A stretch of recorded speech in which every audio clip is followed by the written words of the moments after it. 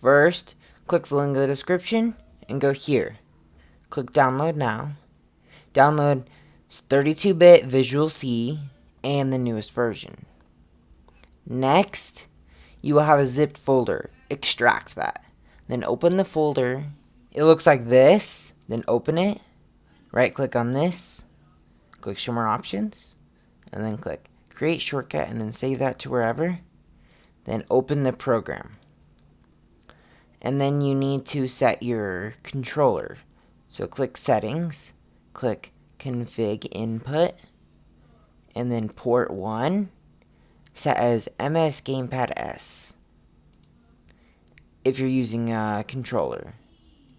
Next, click configure and then set all these buttons to look like this. Pause if you need to, and next, import games. So once you have your games, define games, just go to some ROM websites and make sure the websites are safe by using forms, and then extract them to the XBE files, and then click File, open XBE, and then once you're in your game, click on this and click Open. And that's what you'll have to do every time you want to play a game, and then just click Emulation Start. And then you'll be playing a game.